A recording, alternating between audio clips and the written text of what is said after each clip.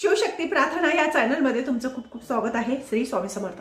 आज मी माझ्या ह्या व्हिडिओमध्ये तुम्हाला सांगणार आहे की उद्याच्या दिवशी 29 तारखेला गुरुवारच्या दिवशी जया एकादशी आलेली आहे आणि शास्त्रानुसार ह्या जया एकादशीला खूप महत्त्व आहे। म्हणजे शास्त्रामध्ये या एकादशीला खूप महत्त्व आहे आणि जो कोणी व्यक्ती ही जया एकादशी धरतो त्याला अनंत पुण्याची प्राप्ती होत असते। तर आज मी तुम्हाला सांगणार आहे या जया एकादशीच्या दिवशी आपल्याला असे काही उपाय करायचे आहे ज्याच्याने आपले अडलेले कामे असू द्या, तुम्हाला नजर बाधा झालेला असेल किंवा बाहेरची बाधा झालेला असेल, घराला बाधित केलेलं असेल, कुठलंच काम होत नसेल, कामामध्ये भरपूर प्रमाणात अडथळे निर्माण होतात, काम करण्या अगोदरच ते काम आपलं होत नसेल तर तुम्ही हा उपाय करायचा आहे। खूप अतिशय साधा सिंपल आहे, याला जास्त काही वेळ लागणार नाही। तुम्ही सकाळी किंवा संध्याकाळी कधी पण हा उपाय करू शकतात। आणि बघा या जया एकादशीच्या दिवशी जर आपण हा उपाय केला तर आपल्या घराचं, आपल्या परिवाराचं संरक्षण होत असतं। म्हणजे आपल्या घरावर संरक्षण कवचच तयार होत असतं। तर ह्या उपायामध्ये एवढी ताकद आहे। तर तो उपाय कसा करावा ते तुम्हाला सांगते बघा।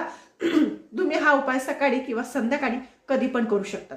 तो उपाय करण्यासाठी तुम्हाला काय करायचं आहे, ज्या दिवशी म्हणजे उद्याच्या दिवशी जया एकादशी आहे, तुम्हाला सकाळी वेळ मिळाला तर सकाळी देवाजवळ बसायचं, संध्याकाळी वेळ मिळाला तर संध्याकाळी देवाजवळ बसायचं। या दिवशी असं सुद्धा सांगितलेलं आहे ज्यांना पितरांचा भरपूर प्रमाणात त्रास होत असेल तर त्यांनी पिंपळाच्या झाडाजवळ दिवा लावायचा आहे।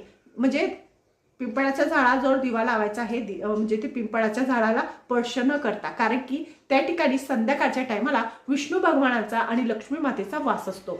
त्यामुळे त्या ठिकाणी दिवा लावून आपल्या पितरांची मुक्ती, आपल्या पितरांची शांतीसाठी सुद्धा तुम्ही तिथे दिवा लावायचा आहे।